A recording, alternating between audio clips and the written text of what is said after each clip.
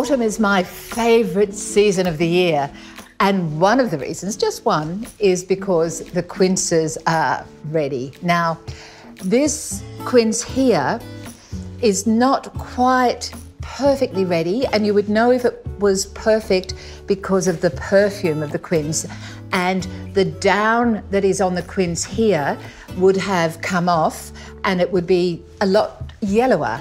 However, it is fantastic for the dish I'm going to make, which is a quince and chocolate and almond tart. And it's also the very stage, if you want to make a quince jelly, this is the stage you pick it at. Remember that.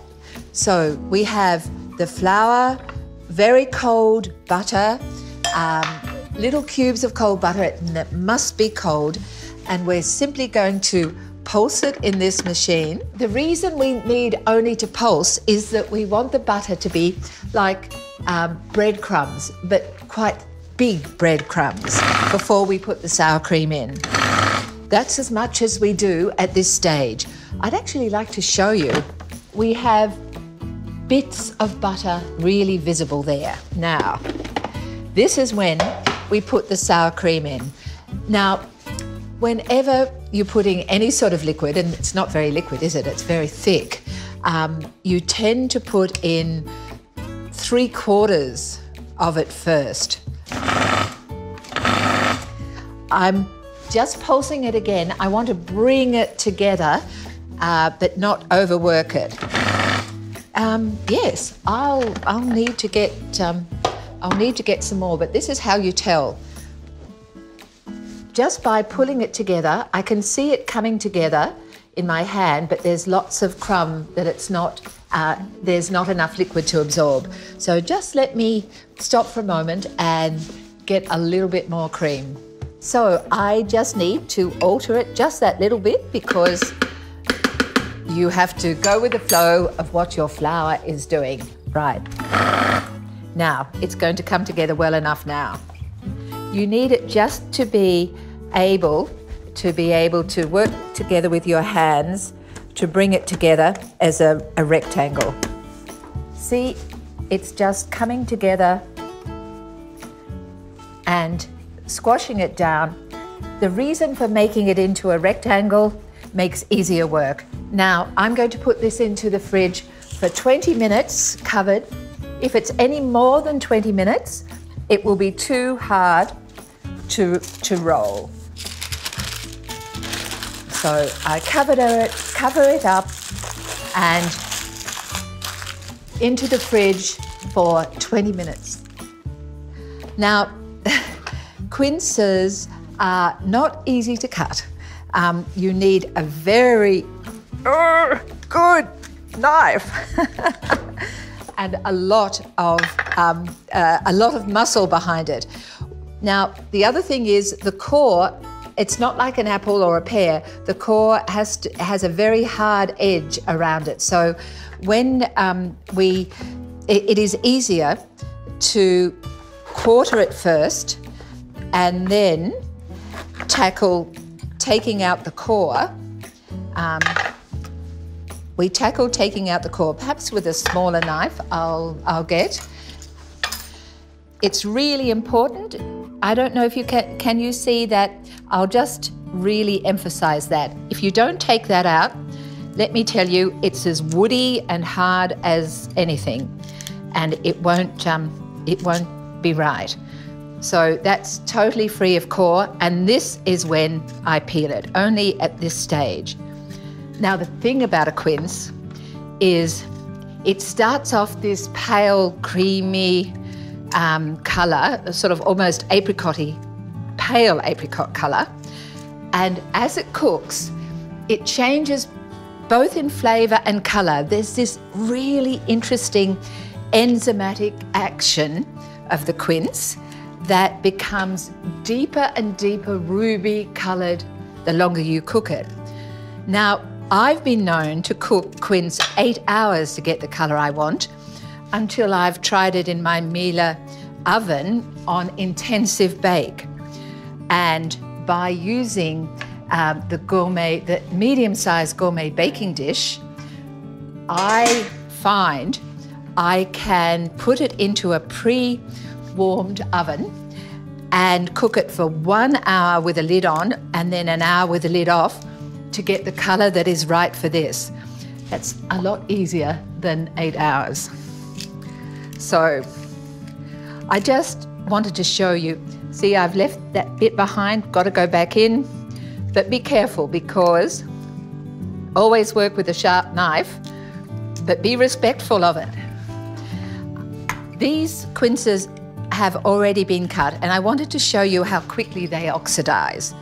As soon as oxygen gets to food, it does invade it, so to speak. And so these have been peeled already, and that colour is oxidized. This colour is not.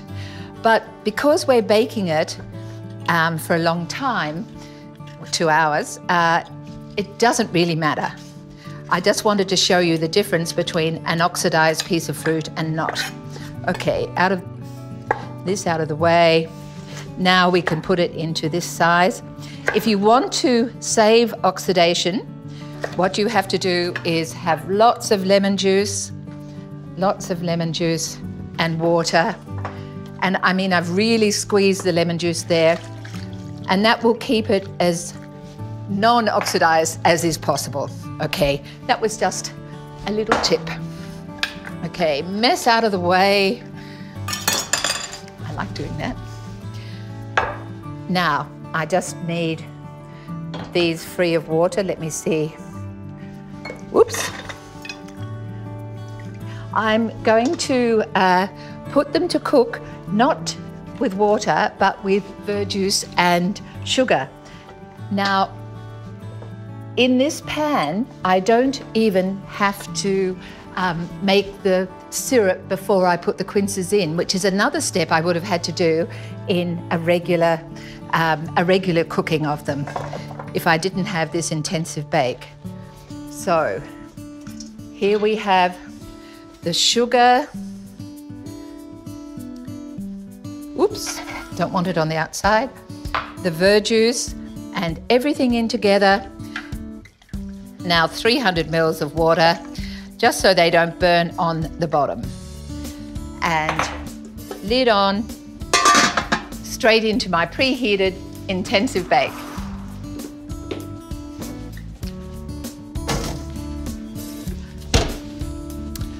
First stage done. Our 2 hours is up. Now, sliding the tray out like this makes it easier on my back. Now, look at that beautiful colour. Now, that was 1 hour with the lid on, if you remember. And then I took the lid off, and that is the colour that comes from that. It's just beautiful. I'll just leave that aside to cool before we go on with the pastry. This sour cream pastry again. The great thing, whether it's savoury or sweet, I use it. It's my sort of standalone, easy to do pastry. You can, of course, use your own recipe for a short crust with a bit of sugar in it, but I find you don't need it. But one of those reasons is I don't have a sweet tooth.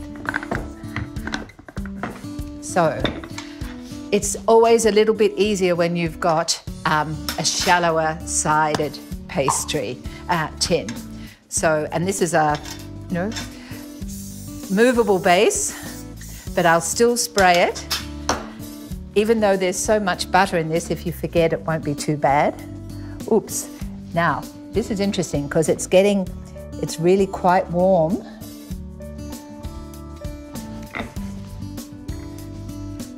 But we'll still make it happen.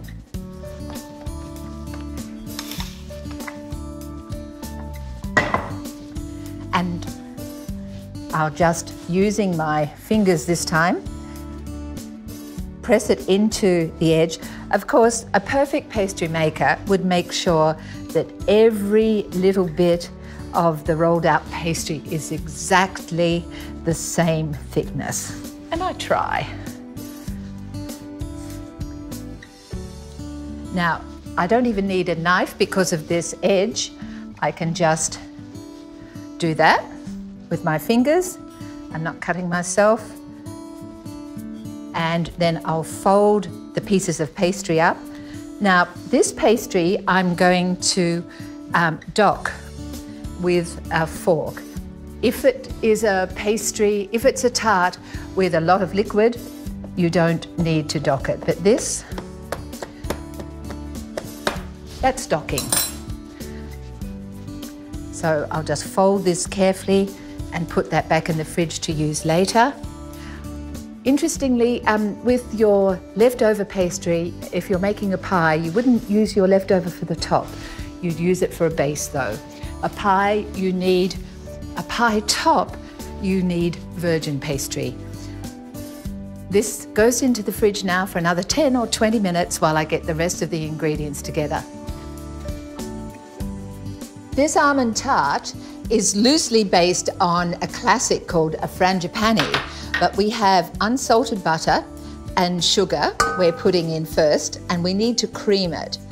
And to cream it, it takes time, about 6 minutes in a mixer like this, and it needs to become white and fluffy, and it needs to be done at quite a high speed. So it's one of those things you just have to put up with the noise for a while. It's worth it. It's pretty well done now. That's a high speed, about 6 minutes. But the main thing is it's expanded in size, it's white and it's fluffy, and just about all of the sugar has dissolved. So now we're going to put the other ingredients in, and I'm going to put the cocoa powder, unsweetened cocoa powder, very important, and then the vinacotto. And if you didn't have vinacotto, you could use balsamic, but it's got a great viscosity, this, so I've certainly done it with the vinacotto. Now, whoops, I don't want the cocoa powder to go everywhere, so at this stage you do it at a slow speed, I'm sorry. At this stage you do it at a slow speed so your cocoa powder doesn't go everywhere. You just need to amalgamate it, and then we've got, I'm going to just take the sides down so we've got all of it chocolatey and no just creamed butter showing. So a little bit more, using every little bit so there's no spoon to lick, sadly. Okay, now we're going to put the almonds. Now, I never buy almond meal. I buy either flaked almonds that I roast and then I grind them. The flavour is so different because almond meal, if you buy it, is more likely to be stale. You have no idea when it was made, when it was processed. So here we have a very thick and viscous mixture, and I'm going to put 1 egg at a time and wait till there are 2 eggs. Whoops. Let me do it this way. Put 1 egg in.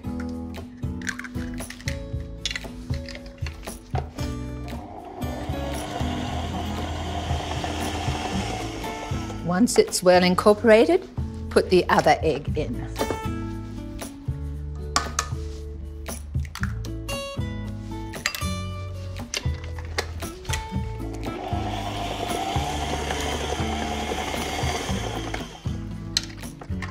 Once again, I'll just get all of this down to make sure everything's well mixed, and we're ready to go to the next stage in just a moment.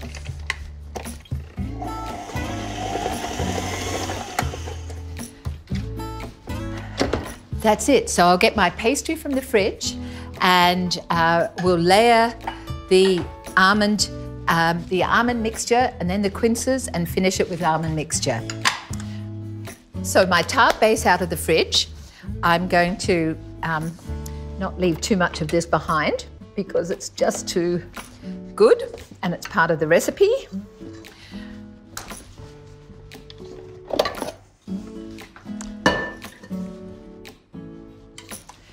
Now, half of this mix is going to go on the base, approximately half of this mix. I'll spread it around.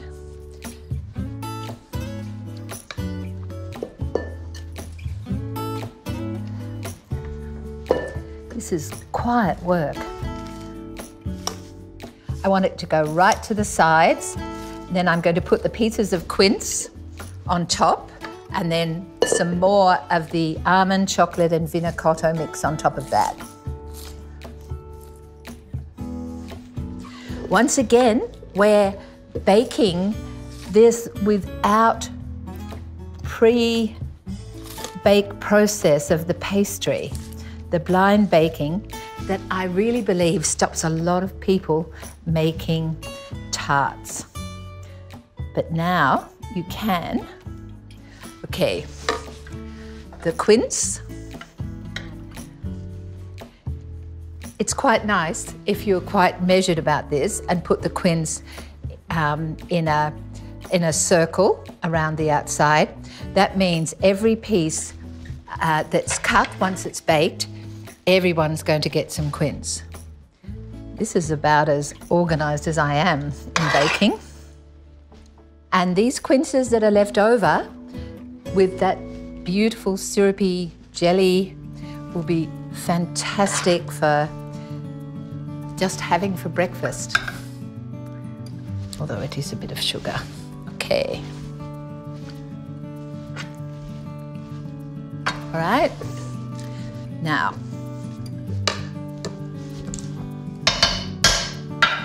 dollops on top of the quince. Or I might just put some more quince in the centre, gilding the lily. And when it bakes, all of this melts into each other, and you'll see the quinces you'll see most of the quinces when you actually cut it, when you're ready to eat it. What can you do? Oh, the combination of the almond, the chocolate and the vino cotto and the jelly from the quince, so beautiful. Now, I have preheated the base of the oven, and it's intensive bake. So simply put it in the preheated intensive bake oven, 160 degrees for about 55 minutes, and you'll have something so delicious. 55 minutes is up, so pull out the tray so we don't burn ourselves. And there, and see how the almond has come over the quince, and it is so rich that the way I like to serve it is something like some creme fraiche or even sour cream. You just need something to cut through that beautiful richness. Simple.